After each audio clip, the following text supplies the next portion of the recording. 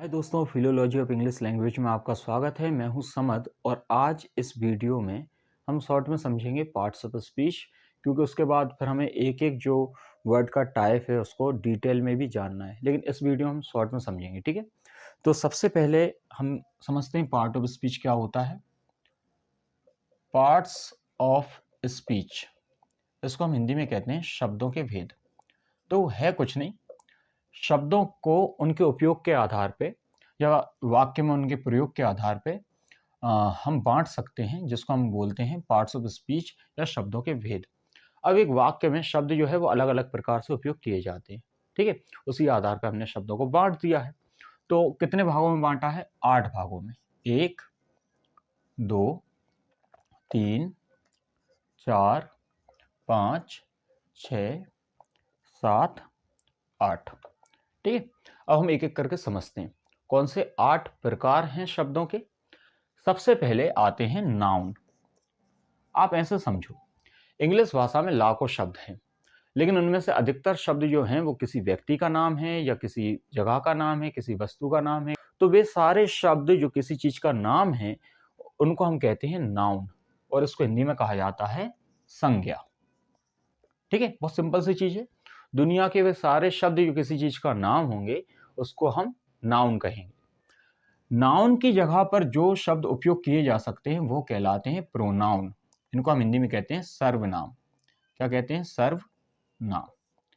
कैसे पहचानेंगे सर्वनाम क्या है, क्या होते हैं? देखो, फॉर एग्जाम्पल यहां हम लिखते हैं समद इज टीचिंग। समद पढ़ा रहा है।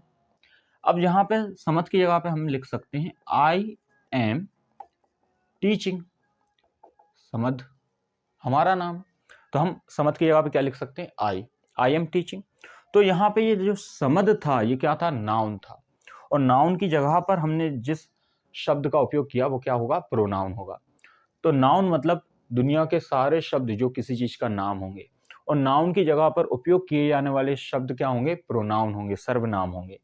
तो आपने ऐसे बहुत सारे शब्द देखे होंगे जो नाउन की जगह पर उपयोग होते हैं। खुद के नाम की जगह पे आप आई का उपयोग करते हैं, सामने वाले के नाम की जगह पे आप यू का इस्तेमाल करते हैं। कोई दूर खड़े हैं, 2-3 लोग खड़े हुए हैं, उनके लिए आप बोलेंगे वे, या इंग्लिश में बोलेंगे दे। दूर अगर कोई एक लड़का खड़ा हुआ है तो आप कहेंगे ही, है ना?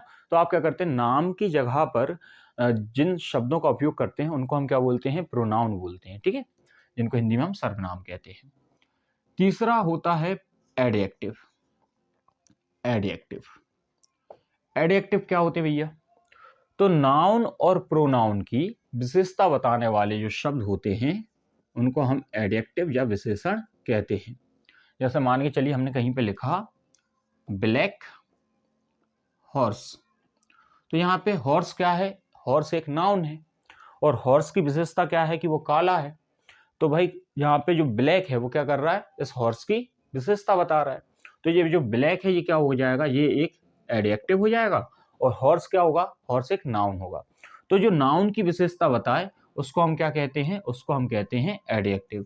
ठीक है, तो नाउन प्रोनाउन की विशेषता बताने वाले को एडजेक्टिव। एक बार फिर से समझ लेते हैं। दुनिया के सारे नाम वाले शब्द नाउन, दुनिया के वे सारे शब्द जो कि नाउन की जगह पर उपयोग किए जा सकते हैं उनको हम प्रोनाउन कहते हैं। नाउन और प्रोनाउन की जगह पर उपयोग नाउन और प्रोनाउन की विशेषता बताने वाले शब्दों को क्या कहते हैं? एडजेक्टिव कहते हैं। अब हम आगे चलते हैं। तो अगला प्रकार जो है वो है वर्ब। वर्ब को सामान्यतः क्रिया कहा जाता है। वर्ब को सामान्यतः क्रिया कहा जाता है, लेकिन थोड़ा सा इसको हम समझ लेते हैं। किसी व्यक्ति, किसी वस्तु, किसी जगह द्वारा किसी काम के करने को दर्शाने वाले शब्द वर्ब होंगे।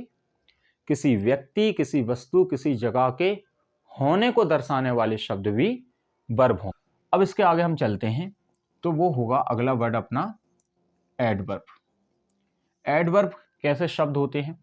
तो एडवर्ब को समझने के लिए कुछ और शब्द आपको समझने पड़ेंगे। देखो, एक होते हैं प्रीपोजिशन,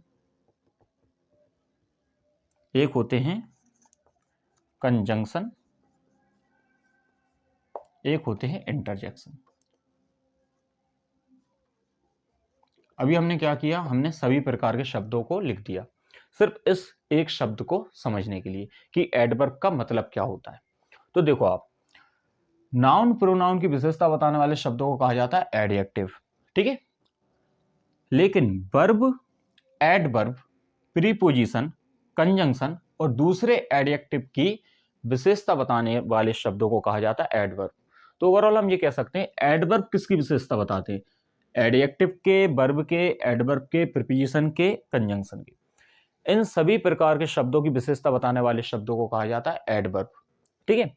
एडवर्ब को सामान्यतः कहा जाता है क्रिया विशेषण। एक बार फिर से समझ लीजिए आप, नाउन प्रोनाउन की विशेषता बताने वाले शब्द adjective, adjective, verb, adverb, preposition, conjunction की विशेषता बताने वाले शब्दों को एडवर्ब, ठीक है। प्रीपोजिशन क्या होते हैं, प्रीपोजिशन को हम कहते हैं संबंध सूचक शब्द। क्या होते हैं संबंध सूचक शब्द। प्रीपोजिशन क्या करते हैं, किसी वाक्य के अंदर जो नाउन है उनमें परस्पर संबंध बताते हैं या उनमें स्थिति बताते हैं कि कौन सी चीज कहां पर है। फॉर एग्जाम्पल हमने यहां पे लिखा the key is on the table, ठीक है। तो यहां पे की एक नाउन है, टेबल भी एक नाउन है, लेकिन की स्थिति बताने के लिए हमने क्या लगाया, ऑन। अगर हम यहाँ पे ऑन ना लगाएं तो क्या होगा, the key is the table, कि चाबी ही मेज है। तो हमें यहाँ पे चाबी की स्थिति बतानी है तो हमने क्या लगाया, ऑन। ऑन क्या है, एक प्रीपोजिशन है जो कि की स्थिति बता रहा है ना। तो जो प्रीपोजिशन होते हैं वो नाउन की या प्रोनाउन की स्थिति बताते हैं या फिर दूसरे नाउन और प्रोनाउन से संबंध बताते हैं। उसके बाद जो हमारे पास अगले शब्द हैं वो हैं कंजंक्शन। कंजंक्शन को हम हिंदी में कहते हैं समुच्चय बोधक शब्द। क्या होते हैं, दो शब्दों में संबंध बताना हो या दो शब्दों को जोड़ना हो या फिर दो वाक्यों को जोड़ना हो तो उनके लिए जो शब्द इस्तेमाल किए जाएंगे वो कंजंक्शन होंगे। फॉर एग्जाम्पल हमने लिखा राम इज गुड, ठीक है। फिर हमने लिखा, मान के चलिए, राम इज ऑनेस्ट, ठीक है। यहां पे दो सेंटेंस हमने उपयोग किए। तो अगर हमें इनको जोड़ना है तो हम जोड़ सकते हैं एंड से। हम लिखेंगे Ram is good and honest. यहां पे हमने क्या किया, दो वाक्यों को जोड़ा। किससे जोड़ा, एंड से। तो दो शब्दों को जोड़ने वाले और दो वाक्यों को जोड़ने वाले शब्द क्या कहलाते हैं, कंजंक्शन कहलाते हैं, समुच्चय बोधक शब्द कहलाते हैं। इसके बाद हम आगे चलते हैं, इंटरजेक्शन। इंटरजेक्शन को हम हिंदी में कहते हैं विस्मय बोधक शब्द। क्या होते हैं विस्मय बोधक शब्द। कई बार क्या होता है कि हम अचानक से हमारे मन में कुछ फीलिंग्स आती हैं और उनको दर्शाने के लिए हम अचानक से कुछ भी बोल देते हैं। फॉर एग्जाम्पल, आप सड़क पे जा रहे हो, अचानक से कोई गिरा, आपने बोला अरे। अब अरे का कोई मतलब तो है नहीं है, ना वो नाउन है, ना प्रोनाउन है, ना एडजेक्टिव है, ना एडवर्ब है। अरे एक ऐसा शब्द है जो आपकी सडन फीलिंग्स को दर्शा रहा है। तो ऐसे सारे शब्द जो आपके सडन फीलिंग्स को दर्शाते हैं वो इंटरजेक्शन कहलाते हैं। आपने बोला ओहो, अब ओहो का कोई मतलब नहीं है। एक फीलिंग थी आपके मन में जिसको दर्शाने के लिए आपने बोल दिया ओहो, या आपने बोला उप्स, कोई गलती हो गई, आपने बोला उप्स। उप्स का कोई मतलब नहीं, सडन फीलिंग्स को दर्शा रहा है उप्स। तो उप्स क्या हो गया, एक इंटरजेक्शन हो गया। अरे क्या हो गया, एक इंटरजेक्शन हो गया। इंग्लिश में बोलते हैं अलास। अलास क्या है, एक इंटरजेक्शन है। तो ओवरऑल हम ये कह सकते हैं पार्ट्स ऑफ स्पीच, शब्दों के जो भेद हैं वो 8 है, जिनमें सबसे पहले हैं नाउन। दुनिया के सारे नाम बताने वाले शब्द नाउन होंगे। नाउन की जगह पर उपयोग किए जाने वाले शब्द प्रोनाउन होंगे। नाउन प्रोनाउन की विशेषता बताने वाले एडजेक्टिव होंगे, जो किसी कार्य के करने या किसी चीज के होने के बारे में बताएं वो वर्ब होंगे।